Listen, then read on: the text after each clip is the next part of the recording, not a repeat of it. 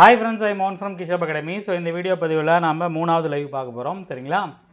So இதில் வந்து ஒரு 50-55 கொஸ்டின் பக்கமாக வரும். ஒரு 35 கொஸ்டின் பக்கமாக உங்களுக்கு ஐஎன்எம் ஒரு 30 பெக்குலியர் பாலிட்டி கொஸ்டின் எடுத்துகிட்டு வந்திருக்கேன்.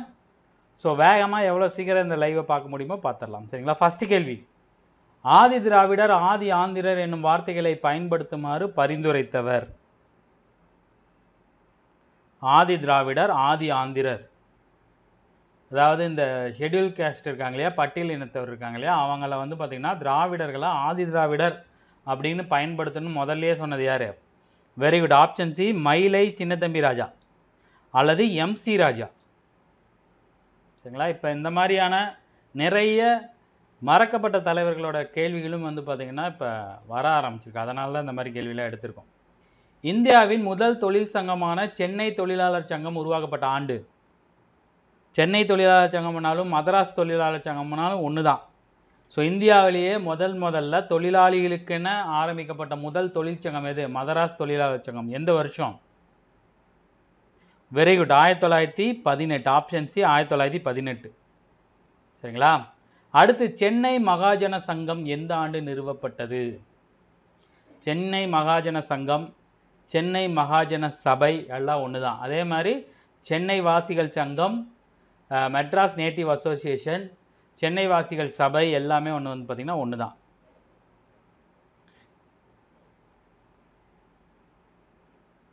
Very good, 1884.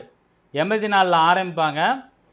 அதுக்கப்புறம் வந்து பார்த்திங்கன்னா 85 காங்கிரஸ் ஆரம்பித்ததுக்கப்புறம் காங்கிரஸோட கொள்கைகள் வந்து பார்த்திங்கன்னா இதோட கொள்கையில் ஒத்துருக்கும். அதனால் என்ன பண்ணுவாங்க, சென்னை மகாஜன சங்கத்தை அப்படியே வந்து காங்கிரஸோட இணைச்சிருவாங்க. சரிங்களா? அடுத்தது, ஒரு குரூப் 4ல் கேட்கப்பட்ட ஒரு கேள்வி, வறுமையும் பிரிட்டனுக்கு ஒவ்வாத இந்திய ஆட்சியும் என்ற நூல் வெளிவந்த ஆண்டு. எழுதியவர் வந்து பார்த்திங்கன்னா தாதாபாய் நவரோஜி. லாஸ்ட் டைம் நடந்த குரூப் 4ல் இதுதான் கேட்டிருந்தாங்க. இதை எழுதியவர் யாருன்னு கேட்டிருந்தாங்க. அது எந்த வருஷம் ரிலீஸ் ஆச்சு? அதாவது ஒரிசா பஞ்சத்தை இது பண்ணி வாழ்நாள் முழுவதும் கிட்டத்தட்ட 20-30 வருஷம் ரிசர்ச் பண்ணி இந்த புக் எழுதியிருப்பார். வெரி குட், என்னது? Option C, 1901. ரொம்ப நாள் வந்து பார்த்தீங்கன்னா ரிசர்ச் பண்ணி இந்த புக் எழுதியிருப்பார். சரியா? கல்கத்தா அணிலீலன் சமிதி நிதி திரட்டுவதற்காக சங்பூரில் டேஸ் ஆண்டு தனது முதல் சுதேச கொள்ளையை நடத்தியது. 2-3 அணுசீலன் சமிதி இருக்கும். டாக்கா அணுநீலன் சமிதி, கல்கத்தா அணுசீலன் சமிதி, இதெல்லாம் வந்து பார்த்திங்கன்னா புரட்சிகர தேசியவாதம், அந்த தேசியவாதிகளுக்கு நிதி திரட்டுவதற்காக ஆரம்பிக்கப்பட்டது. இதில் கல்கத்தா அணுசீலன் சமிதி என்ன பண்ணுவாங்க, சுதேசி கொலைனா கொள்ளையடிச்சிருப்பாங்க அந்த அந்த சமிதிக்கோசரம். அது என்ன வருஷம்?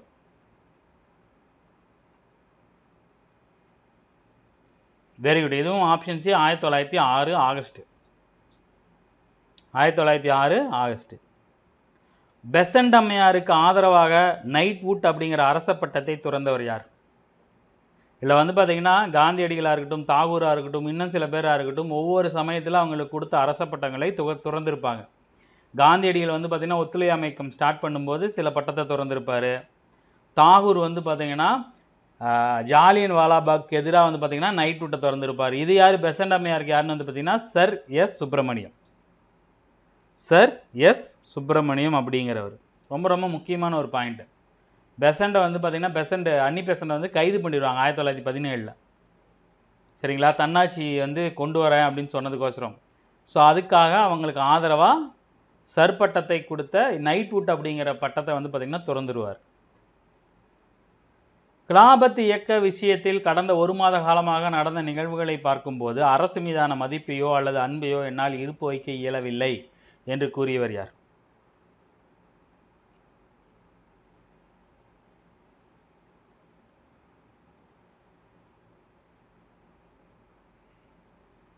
வெரி குட், யாரு? காந்தியடிகள். காந்தியடிகள் கிலாபத்தை தொடர்ந்து, ரவுலட்டை தொடர்ந்து, ஜாலியன் வாலாபாக்கை தொடர்ந்து தான் ஒத்துழையாமைக்கத்தை ஆரம்பிப்பார். அப்போ தான் இந்த விஷயத்தை சொல்லிவிட்டு அவரோட பதக்கத்தை எல்லாம் திருப்பி கொடுத்துருவார். தன்னாட்சி இயக்கத்தை முதலில் தொடங்கியவர். ரொம்ப பெக்குலியரான கேள்வி. தன்னாட்சி இயக்கத்தை முதலில் தொடங்கியவர்கள். ஏற்கனவே இந்த கேள்வி வந்து பார்த்தீங்கன்னா அப்போ அந்த பாடம் வரும்போது லைவில் எடுத்திருப்பேன். Very good. யாரெல்லாம் ஆப்ஷன் ஏ போட்டிங்களோ அதெல்லாம் தவறு. ஆப்ஷன் பி திலகர். ஆரம்பித்தது அனௌன்ஸ் பண்ணது அன்னி பெசன்ட் அனௌன்ஸ் பண்ணுவாங்க. திலகரும் அன்னி பெசன்ட் அவர்களும் சேர்ந்து வந்து பார்த்தீங்கன்னா என்ன பிளான் பண்ணியிருப்பாங்க, தன்னாட்சி இயக்கத்தை இந்தியாவில் தொடங்கலான்னு பிளான் பண்ணியிருப்பாங்க. ஆனால் முதல்ல யார் தொடங்குவாங்கன்னு பார்த்தீங்கன்னா திலகர் தான். திலகர் வந்து ஏப்ரலில், அன்னி பெசன்ட் வந்து பார்த்தீங்கன்னா அக்டோபர் செப்டம்பரில் தான் தொடங்குவாங்க. ஸோ முதலில் அப்படின்னு வரும்போது நம்ம திலகர் தான் போடணும். சரிங்களா? தென்னிந்தியா அப்படின்னு வரும்போது அன்னி பெசன்ட்டை போடணும். மகாத்மா காந்தி தென்னாப்பிரிக்காவிலேருந்து எந்த ஆண்டு இந்தியா திரும்பினார்? குரூப் 4 கொஸ்டினுங்க இது. Group 4 question. என்ன நாள்?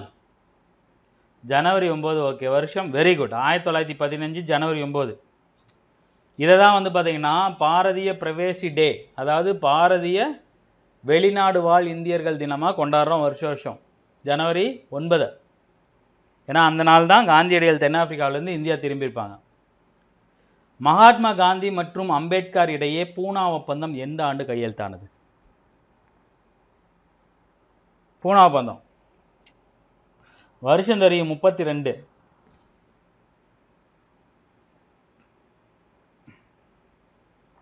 Very good. Option D September 24.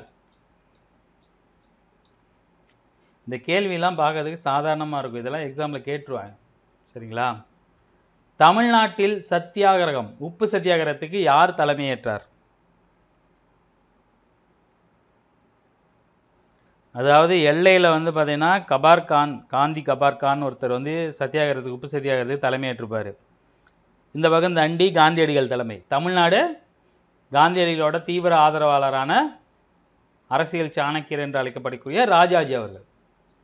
நிறைய பேர் வந்திருப்பாங்க. 100 பேர் மட்டும் செலக்ட் பண்ணி 100 பேரை மட்டும் கூட்டிகிட்டு போய் திருச்சியிலேருந்து தஞ்சாவூர் ஓரமாக இருக்கிற கடற்கரையில் உப்பு எடுத்திருப்பார். காலவரிசை ரொம்ப முக்கியமான கேள்வி. இந்த மாதிரி கேள்விலாம் வந்து பார்த்தீங்கன்னா இப்போலாம் வந்துடுது. குரூப் 4ல் கூட ஒரு காலவரிசை கேள்வி கேட்டிருந்தாங்க.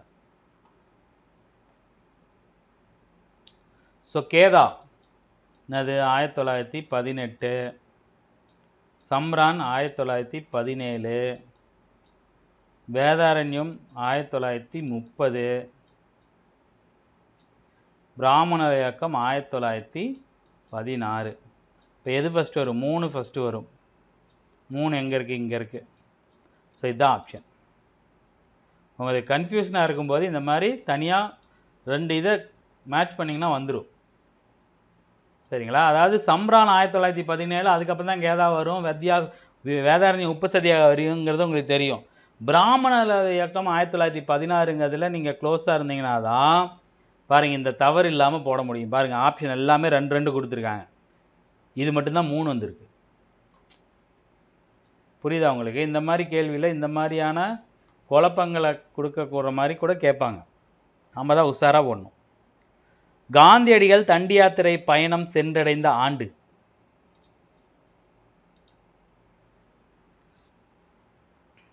மார்ச் 12லையோ 15லையோ ஆரம்பித்து எப்போ போவார்? Very good. Option A April 6, 1930 போவார்.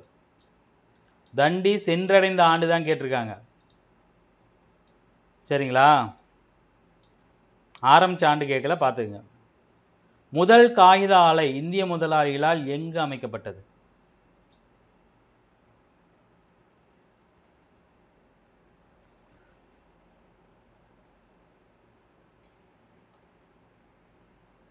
Very good. என்னது? லக்னோ. என்னது? Lucknow.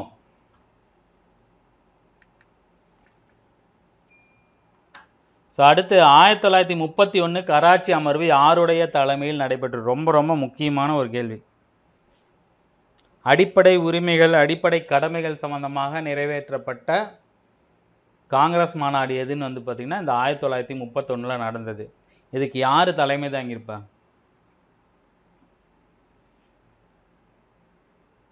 Very good. Option C Sardar Vallabhbhai Patel. Option C Sardar Vallabhbhai Patel. அடிப்படை உரிமைகள், அடிப்படை கடமைகள் சம்பந்தமான கராச்சி அமர்வு, காங்கிரஸ் அமர்வு. சரிங்களா? கல்கத்தாவில் முதல் சணல் ஆலை தொடங்கப்பட்ட ஆண்டு? கல்கத்தாவில் முதலாவது சணல் ஆணை தொடங்கப்பட்ட ஆண்டு. இதெல்லாம் வந்து பார்த்தீங்கன்னா 12th இருக்கு.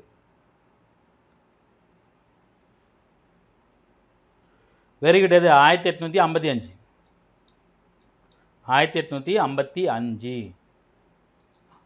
ஸோ அடுத்த கேள்வி பார்ப்போம். புரட்சி என்பது வெறும் குண்டு எறிதலோ கைத்துப்பாக்கியில் சுடுவதோ அல்ல. புரட்சி என்பது மனிதகுலத்தின் பிரிக்க முடியாத உரிமையாகும் என்று கூறியவர்.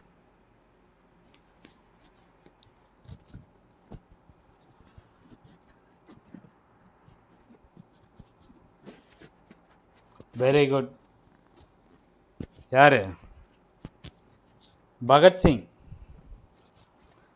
பகத்சிங் வந்து பார்த்தீங்கன்னா சொல்லியிருப்பார். கான்பூர் சதி வழக்கு மற்றும் மீரட் சதி வழக்கு ரொம்ப முக்கியமான ஒரு கேள்வி. 2 சதி வழக்குக்கான வருஷம்.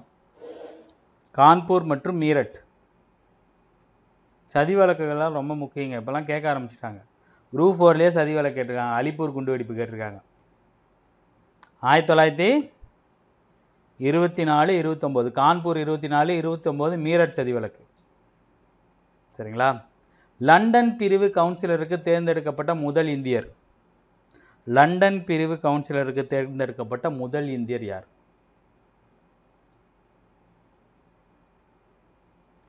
சையத் அமீர் அலி. சையத் அமீர் அலி. கணபதி விழா மூலம் இந்துக்களை திரட்டுவதற்கு முயற்சி மேற்கொண்டவர். கணபதி விழானா ஒன்றும் இல்லை, விநாயகர் சதுர்த்தி. விநாயகர் சதுர்த்தி யார் கொண்டு வந்தா? திலகர் தான் கொண்டு வந்திருப்பார். ஆப்ஷன் பி திலகர். கல்கத்தாவில் ஆரம்பிக்கப்பட்டதா விநாயகர் சதுர்த்தி. தமிழ்நாட்டில் விநாயகர் சதுர்த்தி ஆர்ஜினே கிடையாது. விநாயகர் சதுர்த்தி யார் கொண்டு வந்தா? திலகர் கொண்டு வந்தார். எதுக்குன்னா விநாயகர் சதுர்த்தி வச்சு இந்துக்களை திரட்டுறது. அப்புறம் வந்து பார்த்தீங்கன்னா தேசிய இயக்கத்துக்கு ஆதரவு இல்லாத முஸ்லீம்களை அடித்து ஒழிக்கிறது. அதுக்காக தான் வந்து பார்த்தீங்கன்னா கொண்டு வந்தது தான் கணபதி விழா. இந்துக்கள் ஆகிய நாங்கள் நாங்களாகவே ஒரு தேசமாக உள்ளோம் என்று கூறியவர். ஆர்எஸ்எஸோட ஃபவுண்டர். கிட்டத்தட்ட இவர் ஃபவுண்டர் மாதிரி தான். ஆர்எஸ்எஸ் எல்லாம் இன்னமும் இவர் பேர் தான் சொல்லிட்டு இருப்பாங்க. Very good. ஆப்ஷன் பி விடி சவார்கர். வகுப்புவாத பாடத்தில் இது வந்திருக்கும். சரிங்களா? அடுத்து, சுபாஷ் சந்திர போஸ் இந்தியாவில் தற்காலிக அரசை ஏற்படுத்திய நாள். ஆக்சுவலாக இந்தியாவில் இல்லை, எங்கன்னு வந்து பார்த்தீங்கன்னா சிங்கப்பூரில். இந்தியாவின் தற்காலிக அரசை எங்கே நிறுவியிருப்பார்னா சிங்கப்பூரில். இது வந்து பார்த்தீங்கன்னா நிறைய பழைய தேர்வுகளில் கேட்கப்பட்ட ஒரு கேள்வி. இப்போ இது பெரிய அளவுக்கு பழைய புத்தகத்திலலாம் வந்து பார்த்தீங்கன்னா இது பெருசாக கொடுத்துருப்பாங்க. சுதந்திர இந்தியாவின் தற்காலிக அரசு அவராகவே அங்கே நிறுவியிருப்பார். எங்கன்னா சிங்கப்பூரில். Very good. Option B 1943 October 21. ரொம்ப முக்கியம், ஞாபகம் வச்சுங்க. அக்டோபர் 23. சரிங்களா? எங்கே நிறுவியிருப்பார்? சிங்கப்பூரில் நிறுவியிருப்பார். டெல்லியின் செங்கோட்டையில் இந்திய தேசிய இராணுவத்தின் மீது நடத்தப்பட்ட விசாரணையில் இந்திய தேசிய இராணுவ வீரர்களின் சார்பில் ஆஜரானவர். ரொம்ப ரொம்ப முக்கியமான ஒரு கேள்வி. அதாவது சுபாஷ் சந்திர போஸ் இருக்கார் இல்லையா, அவரோட ஆர்மி வந்து பர்மாவை தாண்டி உள்ளே வரும்போது மாட்டிப்பாங்க. அவங்க இந்த எல்லா வீரர்களையும் என்ன பண்ணுவாங்க? செங்கோட்டையில் வச்சுருப்பாங்க. ஸோ அப்போ வந்து பார்த்தீங்கன்னா காந்தியடிகள் சொன்னதுக்கோசரம் வக்கீல் தொழிலை மேற்கொள்ளாமல் இருந்த ஜவஹர்லால் நேரு அவர்கள் என்ன பண்ணுவாங்க? மறுபடியும் கருப்பங்கியை அணிந்து அவங்களுக்கோசரம் ஆஜராகி ஜெயிச்சு கொடுத்துருவார். ரொம்ப முக்கியமான ஒரு கிளர்ச்சி இது. அதை தொடர்ந்து வந்து பார்த்திங்கன்னா இது பெரிய அளவில் போய் தான் அதுக்கப்புறம் வந்து பார்த்திங்கன்னா கொஞ்சம் கொஞ்சமாக தேசிய இயக்கம் எங்கே போவோம்? ராயல் கப்பல் படை கழகத்துக்கு போயிருக்கும். ரொம்ப ரொம்ப முக்கியமான ஒரு பாயிண்ட்டு. சர் ஸ்டாட்ஃபோர்ட் கிரிப்ஸ் தலைமையிலான அமைச்சரவை தூதுக்குழு இந்தியா எந்த ஆண்டு வந்தடைந்தது? அமைச்சரவை தூதுக்குழுனாவே 1946. என்ன மாதம்? Very good. March.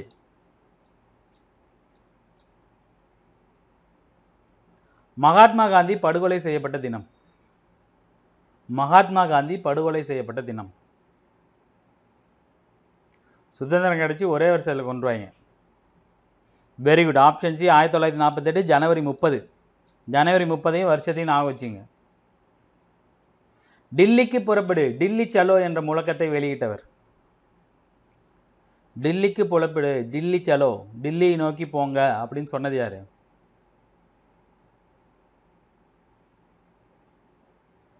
Very good. யாரு? சுபாஷ் சந்திர போஸ். சுபாஷ் சந்திர போஸ்.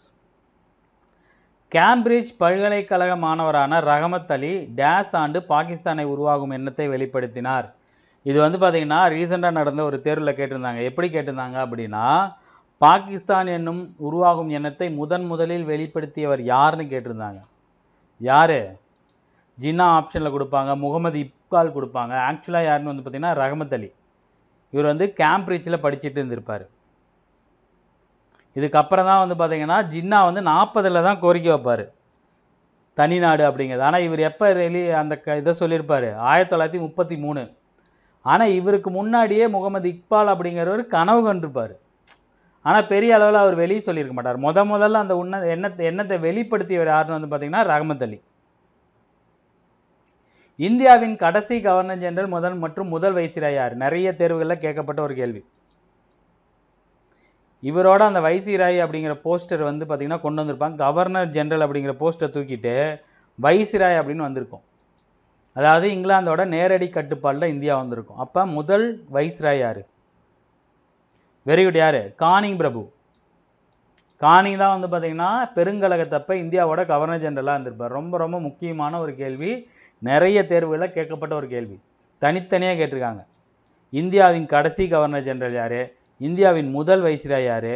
இந்தியாவின் சுதந்திர இந்தியாவின் கடைசி வைசிராய் யார்? முதல் வைசிராய் யாருன்னு கேட்டிருக்காங்க. அது வந்து பார்த்தீங்கன்னா ராஜாஜி வருவார். சரிங்களா? ரொம்ப ரொம்ப முக்கியமான கேள்வி, குழப்பக்கூடிய ஒரு கேள்வி. கான்பூரில் கிளர்ச்சிக்கு தலைமை தாங்கியவர், அதாவது 1857 ரிவோர்ட்ல கான்பூரோட கிளர்ச்சிக்கு தலைமை தாங்கியவர் யார்?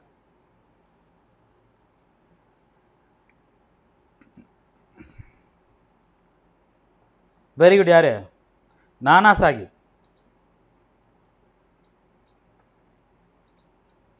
நானா சாஹிப் தான் கான்பூரில் தலைமை தாங்கியிருப்பார். இவங்க வந்து பார்த்தீங்கன்னா மத்திய இந்தியா தாந்தியா தோப்பு வந்து பார்த்தீங்கன்னா இவருக்கு இதாக இருப்பார், ஆதரவாக இருப்பார். அப்புறம் வந்து பார்த்தீங்கன்னா கன்வர் சிங்னு ஒருத்தர் இருப்பார், லக்ஷ்மி ராய் இருப்பாங்க. சரி, லக்ஷ்மி ராய்ங்கிற பாருங்க, லக்ஷ்மி ஜான்சி ராணி. சரிங்களா? ஜான்சியோட ராணி லக்ஷ்மி பாய் அவங்க இருப்பாங்க. ஸோ இது எல்லாமே வந்து பார்த்திங்கன்னா நீங்கள் ஒவ்வொருத்தரையும் தனித்தனியாக ஞாபகம் வச்சுக்கணும். அதே மாதிரி அவங்கள அடக்கிய ஆங்கிலேய தளபதி யார் அப்படிங்கிறத ஞாபகம் வச்சுக்கணும். இரட்டைமலை சீனிவாசனின் சுயசரிதையான ஜீவிய சரித சுருக்கம், முதல் சுயசரிதை எந்த ஆண்டு ரிலீஸ் ஆச்சு? தமிழின் முதல் சுயசரிதை, ஆட்டோபயோகிராஃபி. Very good. 1939 ரிலீஸ் பண்ணார் இரட்டைமலை சீனிவாசன். எந்த ஆண்டு முதல் வெளிநாடு வாழ் இந்திய குடிமக்களுக்கு வாக்குரிமை வழங்கப்பட்டது? ரொம்ப ரொம்ப முக்கியமான கேள்வி. வெளிநாடு வாழ் இந்தியர்களுக்கு வாக்குரிமை வழங்கப்பட்ட ஆண்டு? பொறுமையா போடுங்க. Very good. 2010. 2010 தான் வெளிநாடு வாழ் இந்தியர்களுக்கு வாக்குரிமை வழங்கியிருக்காங்க. மின்னணு வாக்குப்பதிவு இயந்திரம் எந்த ஆண்டு அறிமுகப்படுத்தப்பட்டது? மின்னணு வாக்குப்பதிவு இயந்திரம் எந்த ஆண்டு அறிமுகம் செய்யப்பட்டது?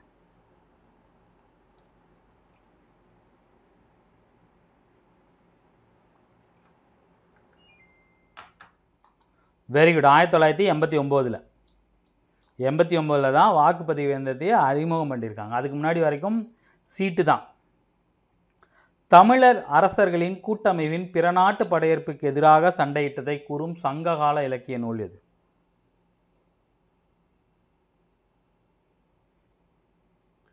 Unit 8 and 9 question.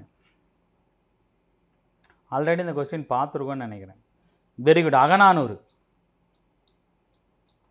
இங்க பாருங்க, தமிழ் அரசர்களின் கூட்டமைப்புன்னு கேட்டாங்க. ரொம்ப ரொம்ப முக்கியம்.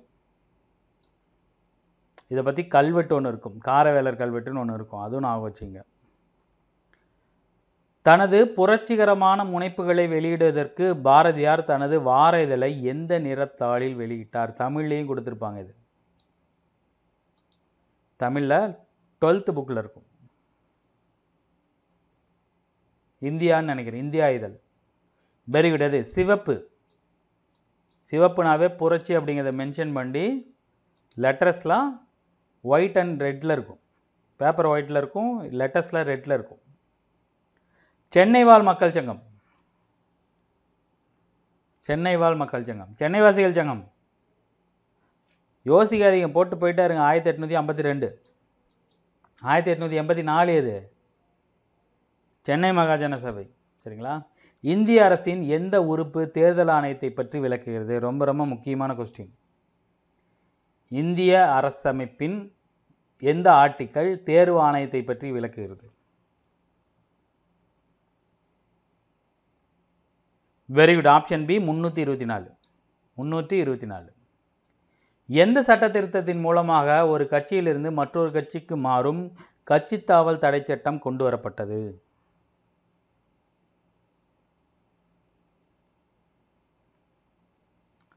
Very good. 52வது அரசமைப்பு திருத்த சட்டம். ரொம்ப ரொம்ப முக்கியமான ஒரு ஆர்டிக்கல். குரூப் 4ல் கேள்வி வந்துச்சு. சரிங்களா? தேசிய ஊராட்சி தினம், தேசிய ஊராட்சி தினம்.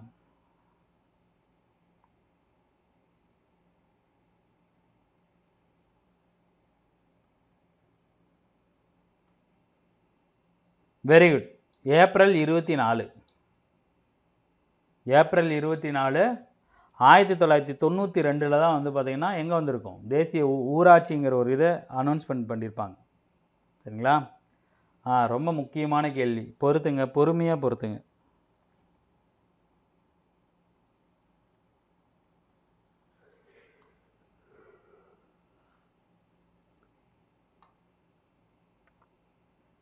ஸோ எல்எம் சிங்வி இவர் என்ன சொல்லியிருப்பார்? 73, 74வது அரசமைப்பு கடைசியாக அவர் தான் வந்திருப்பார். இவருக்கு முன்னாடி ஜிவிகே ராவ், இவர் என்ன சொல்லுவார்? வேரற்ற புற்கள்.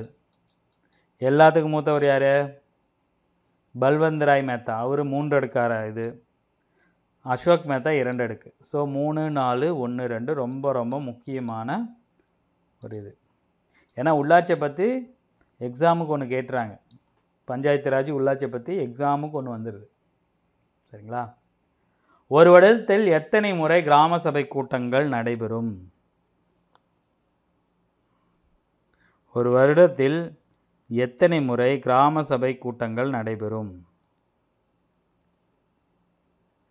4 போட்டது கரெக்டு. ஆனால் இப்போ மாற்றிருக்காங்க.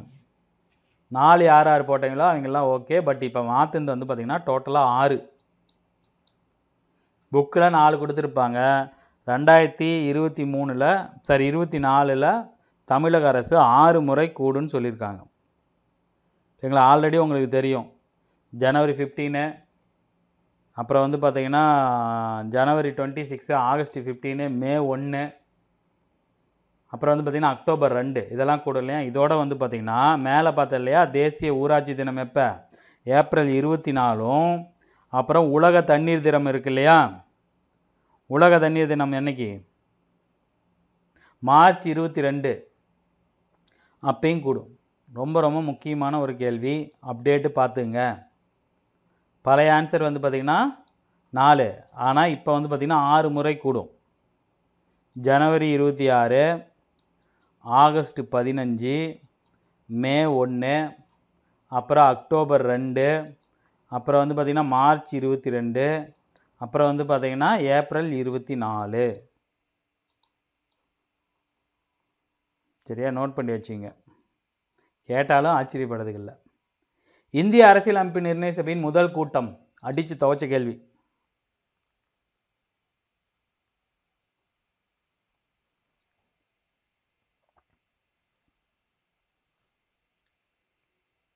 Very good. டிசம்பர் 9, 1946. டிசம்பர் 9, 1946. அடுத்தடுத்து கூடியிருக்கும். டிசம்பர் 9, டிசம்பர் 11, அதுக்கப்புறம் வந்து பார்த்திங்கன்னா டிசம்பர் 13. இதில் சச்சிதானந்த சின்ஹா இருப்பார். அதுக்கப்புறம் 11லேருந்து ராஜேந்திர பிரசாத் நிரந்தர தலைவர் ஆகிடுவார். அரசியலமைப்பு என்ற கொள்கை முதலில் தோன்றிய நாடு?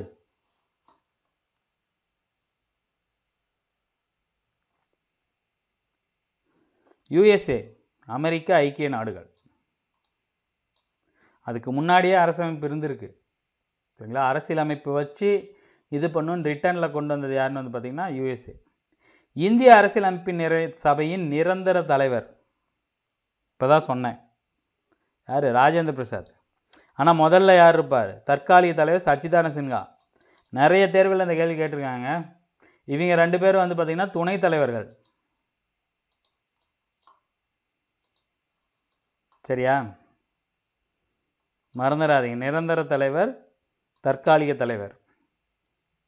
வரிசைப்படுத்துங்க.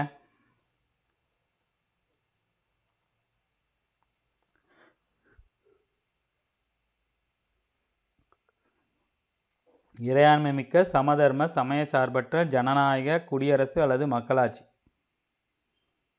சரிங்களா? குடியுரிமை பற்றி விளக்கும் சட்ட பிரிவுகள் என்ன?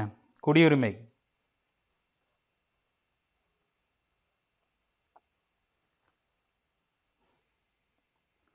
குடியுரிமை பகுதி 2. Very good. சட்டப்பிரிவு 5லேருந்து 11 வரைக்கும் 3 வழிகளில் இழக்கலாம், 5 வழிகளில் குடியுரிமை பெற முடியும். இதை பற்றிலாம் சொல்கிற சட்டப்பிரிவு என்ன? ஆர்டிக்கல் 5லேருந்து 11 வரைக்கும் பகுதி 2. சரியா? 86வது அரசியலமைப்பு திருத்த சட்டம் எந்த ஆண்டு மேற்கொள்ளப்பட்டது? ரொம்ப ரொம்ப முக்கியமான ஒரு கேள்வி. 86வது அரசியலமைப்பு திருத்த சட்டம்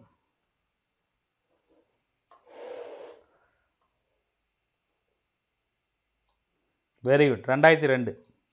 கல்வி சம்பந்தமான ஒரு திருத்த சட்டம் இது. 6 முதல் 14 வயது வரையுள்ள குழந்தைகள் அனைவருக்கும் கல்வி பெறும் வாய்ப்புகளை வழங்கும் அடிப்படை கடமை இது. 6 முதல் 16 வயதுள்ள குழந்தைகளுக்கு கல்வி வழங்க வேண்டியது நம்மளோட அடிப்படை கடமைகளில் ஒன்று அப்படின்னு கொண்டு வந்தது. ஒரு அடிப்படை கடமையாக கொண்டு வந்திருப்பாங்க. எத்தனாவது கடமை?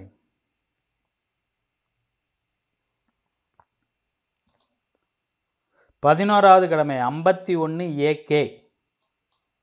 அந்த சப்கிளாஸ்லாம் ஞாபகம் வச்சுங்க. 51A தான் கடமைகள். இதில் வந்து பார்த்தீங்கன்னா 11 கடமைகள் வந்து பார்த்தீங்கன்னா இப்படி கொடுப்பாங்க, ஏன்னு கொடுப்பாங்க, அல்லது 51A, அல்லது இப்படி கொடுப்பாங்க, அல்லது இப்படி 1ன்னு கொடுப்பாங்க. ஸோ அந்த 11 கடமைகளுக்கும் ஆப்போசிட்டில் வந்து பார்த்திங்கன்னா இந்த மாதிரி வந்து எழுதி போட்டு ஞாபகம் வச்சுங்க. இப்போ பொதுச்சத்தை சேகரித்தல் அது ஒரு கடமை. அது எத்தனாவது கடமை? அதெல்லாம் ஞாபகம் வச்சுங்க. ஏன்னா அது மாதிரி கேள்விகள் வருது. எந்த சட்டப்பிரிவின்படி குடியரசு துணைத் தலைவர் மக்களால் நேரடியாக தேர்ந்தெடுக்கப்படாமல் குடியரசுத் தலைவர் போல் மறைமுக தேர்தல் மூலம் தேர்ந்தெடுக்கப்படுகிறார்? அதற்கான ஆர்டிக்கல் என்ன?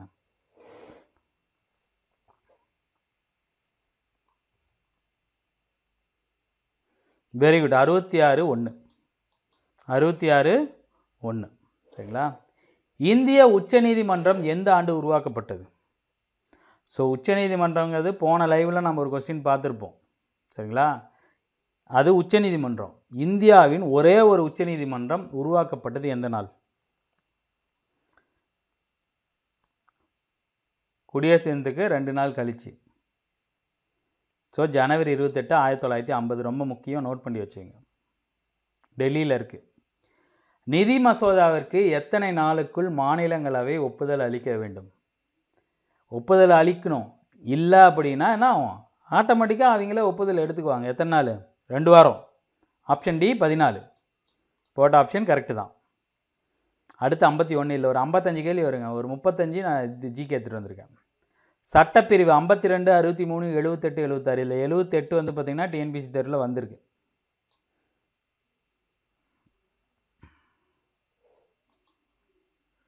ஸோ 52 குடியரசுத் தலைவர். So 2 option. அப்போ 63 துணை குடியரசுத் தலைவர், 76 தலைமை வழக்கறிஞர், 78 பிரதமரின் கடமைகள். So option 2, 3, 1, 4. 2, 3, 1, 4. சரிங்களா? மாநிலங்களின் எல்லைகளை மாற்றி அமைத்திட அதிகாரம் உண்டு. யாருக்கு? மக்களவையா, மாநிலங்களவையா, மாநில சட்டசபையா, நாடாளுமன்றமா?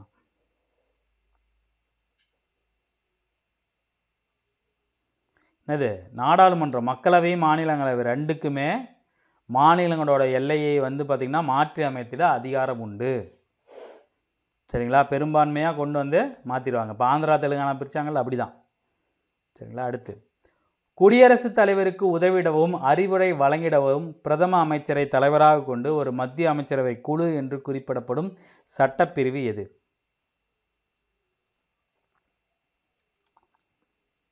பிரதமரும் சரி அமைச்சரும் சரி யாருக்கு உதவியாக எடுப்பாங்க? குடியரசுத் தலைவர் உதவியா அப்படிங்கிற மாதிரி தான் ஆர்டிக்கல் இருக்கும். ஆனால் பெயரளவு தலைவர் தான் குடியரசுத் தலைவர். Very good. 74 ஆப்ஷன் ஏ 74 கீழ் 1. சரியா? அடுத்து, மாநிலங்களவையில் சட்ட மசோதாவின் மீது நடைபெற்ற வாக்கெடுப்பு சமநிலையில் இருக்கும் பட்சத்தில் எந்த அரசியலமைப்பு சட்டப்பிரிவின்படி துணை குடியரசுத் தலைவர் வாக்களிக்கலாம்? நல்லா நான் வச்சுங்க, நிறைய பேர் கேட்டீங்க. மாநிலங்களவையில் யார் தலைவர்? துணை குடியரசுத் தலைவர்.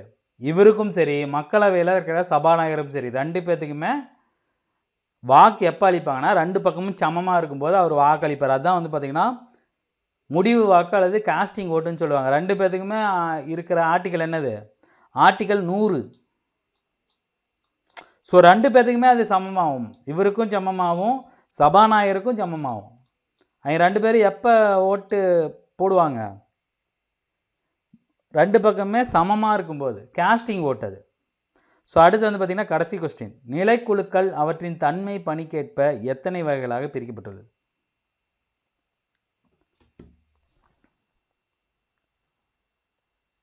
Very good. 6 குழுக்கள். நிலைக்குழுக்கள், தற்காலிக குழுக்கள். சரிங்களா? ஸோ மொத்தம் 55 கேள்வி பார்த்துருக்கோம். ஒரு 30 கேள்வி, ஒரு 35 கேள்வி ஐஎன்எம், 30 கேள்வி வந்து பார்த்திங்கன்னா பாலிட்டியில் பார்த்துருக்கோம். எல்லாமே ரொம்ப முக்கியமான கொஸ்டின். சரிங்களா? ஒரு 30, 25 மொத்தம் 55 பார்த்துருக்கோம். இதே மாதிரி அடுத்தடுத்த லைவில் எல்லா பாடத்துலேருந்து கலந்து போட்டு ஈஸி, கஷ்டம், பெக்குலியர் எல்லாமே நம்ம எடுப்போம். ப்ரீவியஸ் இயரும் இதில் கலந்து வரும். சரிங்களா? ஸோ லைவை தயவு செய்து எல்லாருமே யூஸ் பண்ணிங்க. சரிங்களா? டைம் இல்லைனா கூட ஆஃப்லைனில் பார்த்துருங்க. என்னடா லைவ் முடியும் போது இதை சொல்கிறேன்னு இல்லை, அடுத்த லைவுக்கு நான் சொல்கிறேன். இந்த லைவை பார்க்குறீங்க அப்படின்னா அடுத்த லைவ் உங்களால் லைவில் வர முடியலையா, ஆஃப்லைன்லனாச்சும் பார்த்துருங்க.